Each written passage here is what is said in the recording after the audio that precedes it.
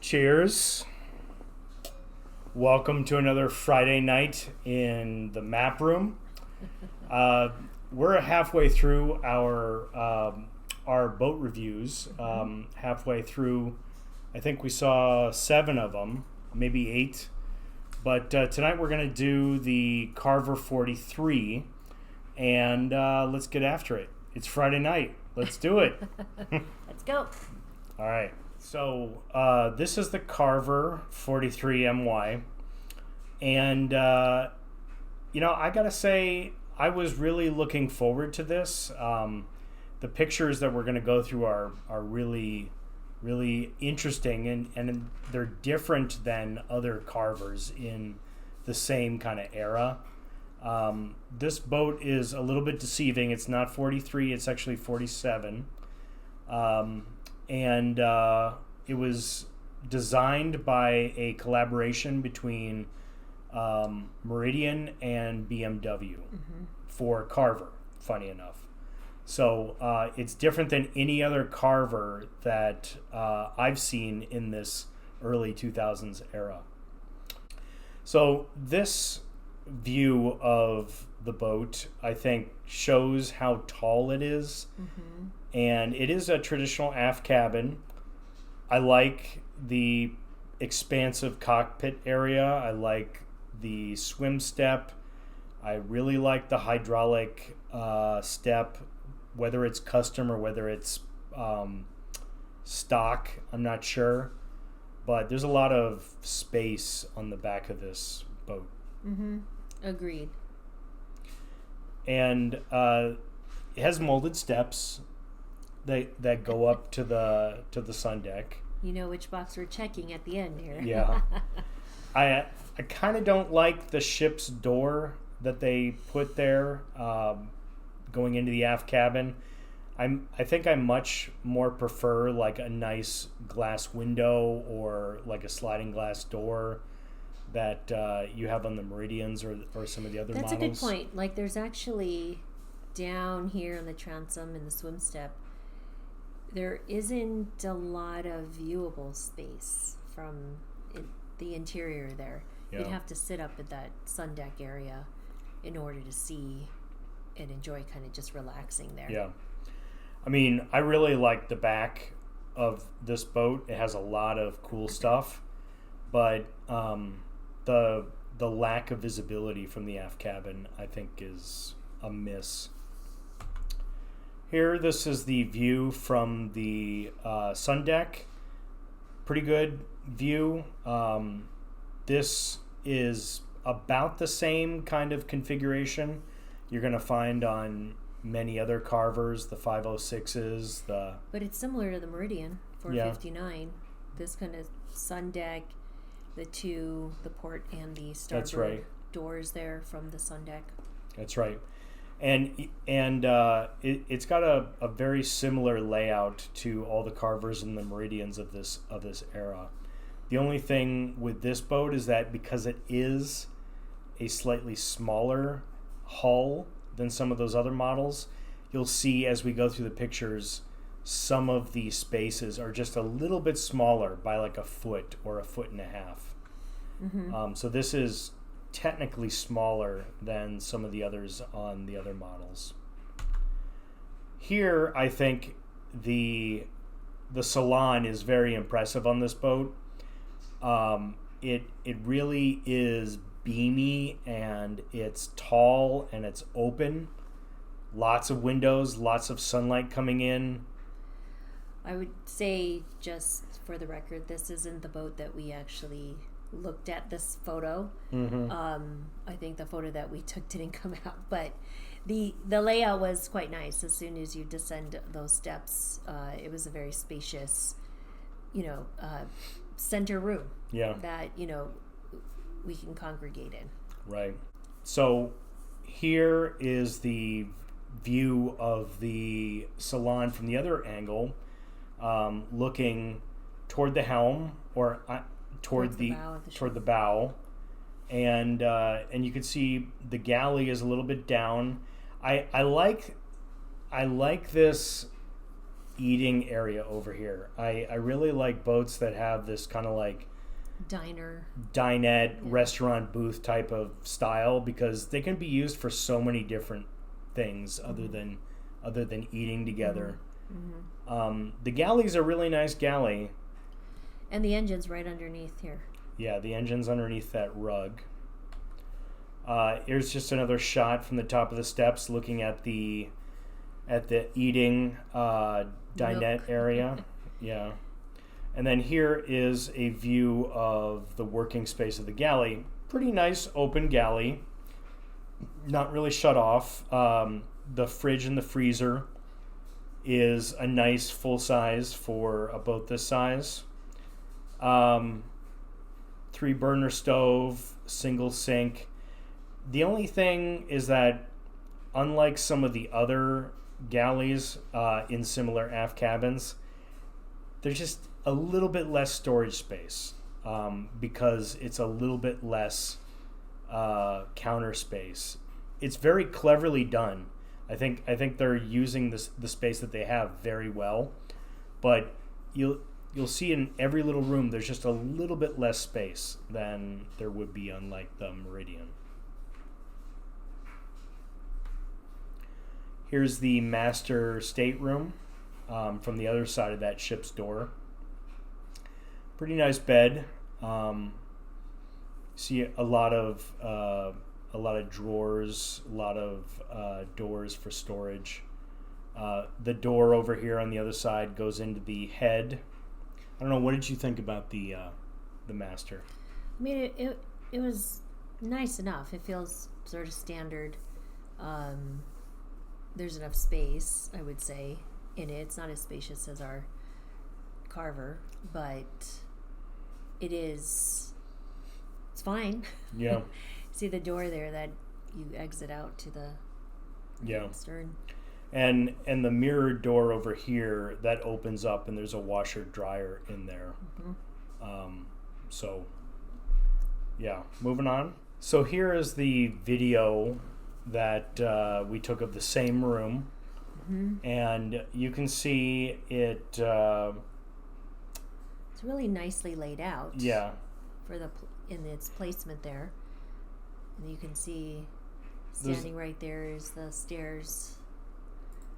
Now right there, I love the fact that there's a built-in desk. Yeah, it actually lifts up. It's a vanity. Yeah. Too. And that built-in desk right there. Stop. This is perfect because I could put computer here. I could put a large monitor. A chair.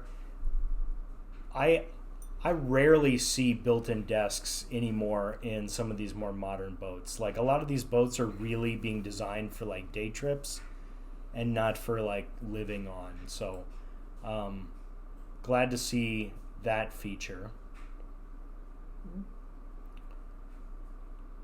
Standard bed. Yeah. See a lot of storage above. There's a cedar closet. And then there's the mirrored doors opened with the washer dryer. So here's the video of the eating area. Cushions, everything in really nice condition. Does that table descend so that it's a sleeping area as well? Yes. And here's the galley from the center.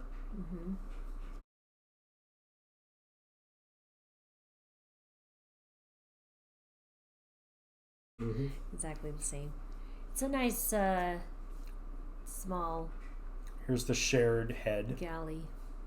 This is right behind the galley, and then going into the VIP guest room,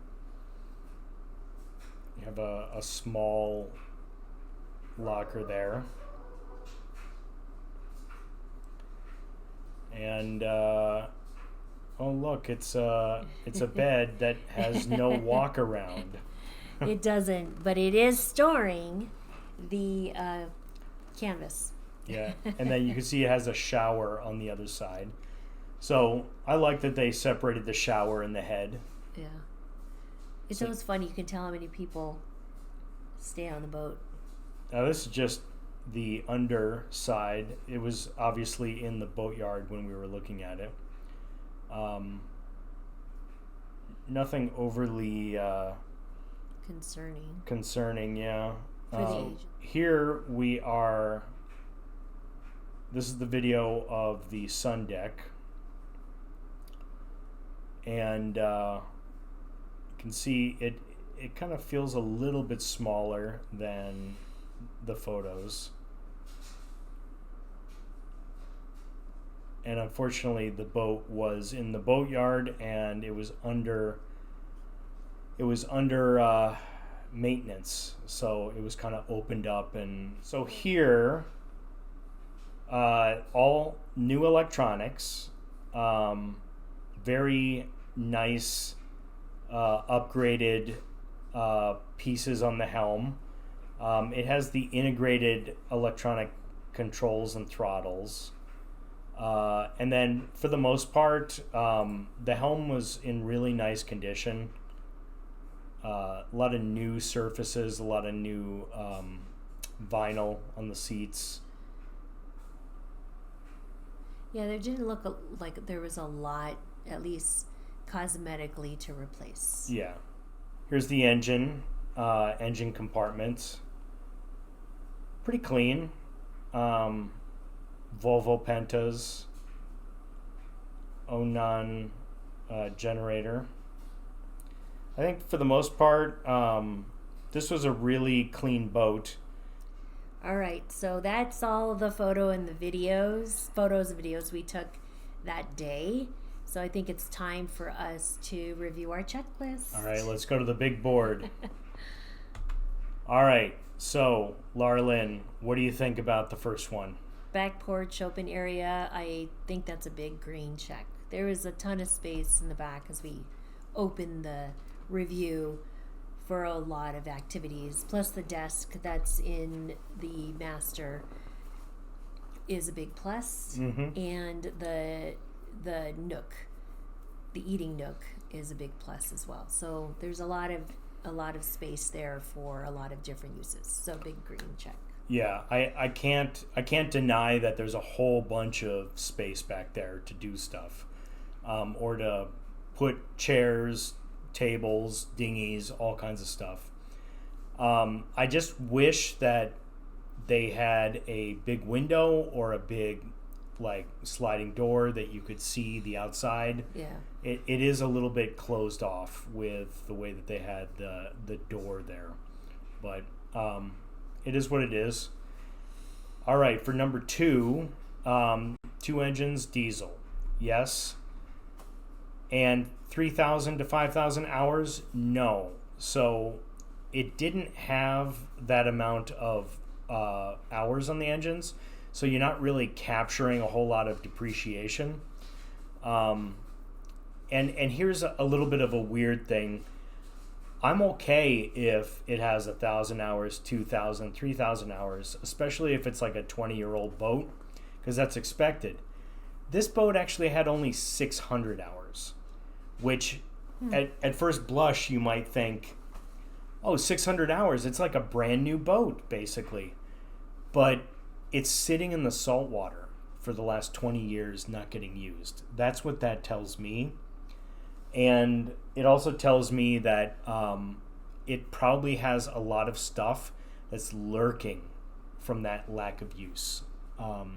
This is what old salt diesel guys have told me, is that you want to have a certain amount of use constantly throughout the years of life.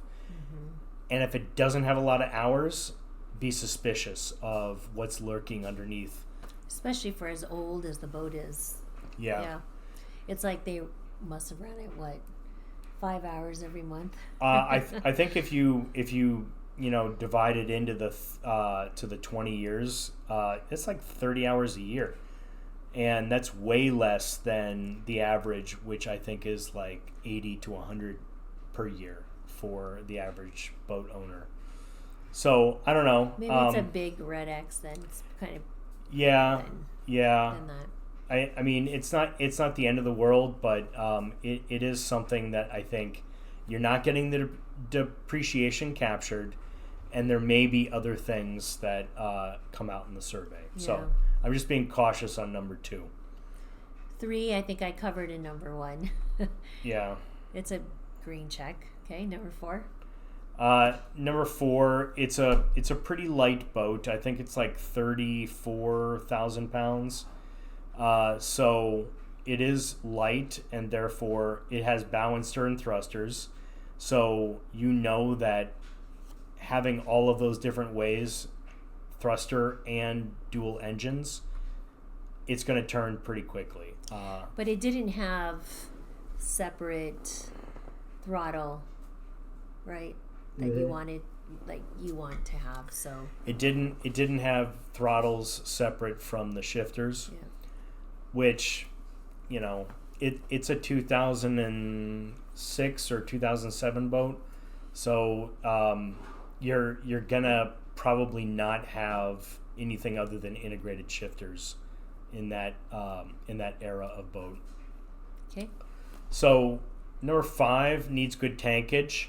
So this one is a little bit of splitting the difference, and it has, I think it had like 520 gallons of fuel, which means that it has really good range. Like if that gets 2 miles per gallon, that's like 1,000-mile range on that 47 foot boat.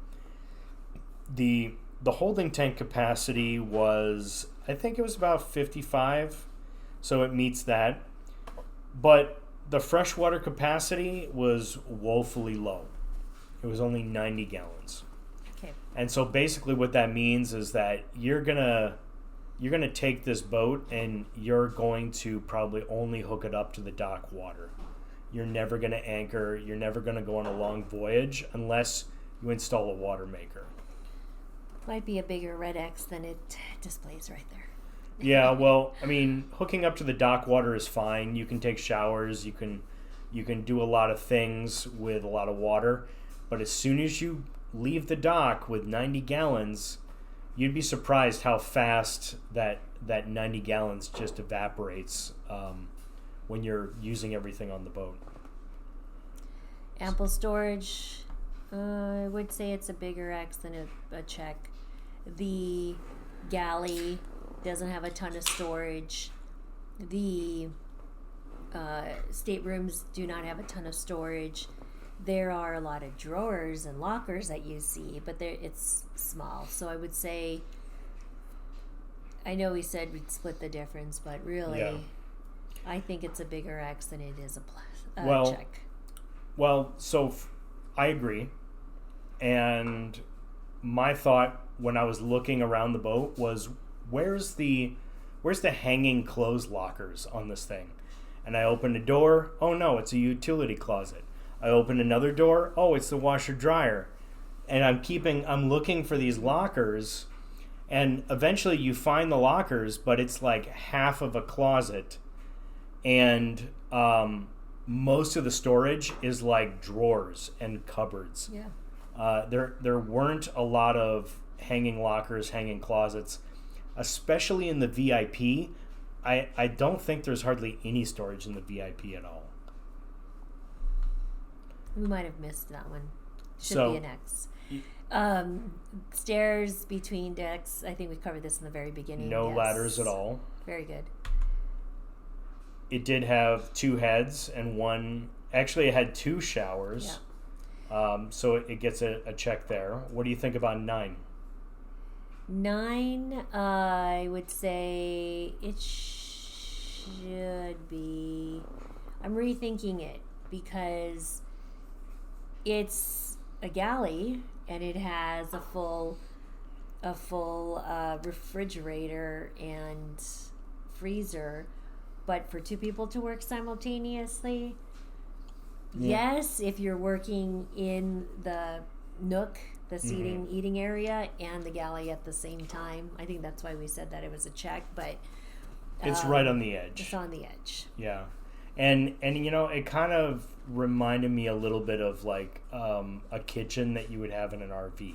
Yes. It was very kind of like, here it is. I would say 6, 8, and 9 are on the edge of being just an X. I think, you know, we're trying to be positive. If this is our final vote, it does meet the requirements technically. So we'll leave it as checks for now. Yeah, and, you know, a lot of these things are right on the edge. What about 10? Yeah.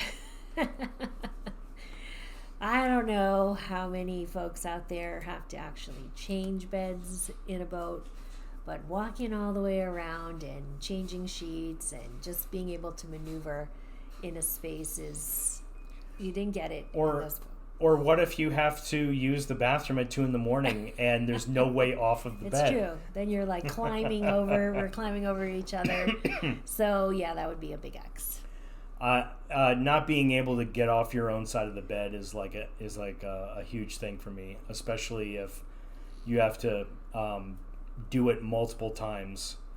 The other thing that I think is in number 10 for the X is when I was walking around the railings, we were elevated in a boatyard, and I was like 15 feet off the ground, and I was like nervous walking around the railings. Yeah, we didn't talk about that. That would be a big X because I think the video didn't work out, but yes, it was very low. We were elevated, and just to scoot by the midship, you know, from the sun deck to the bow, it was a little bit scary.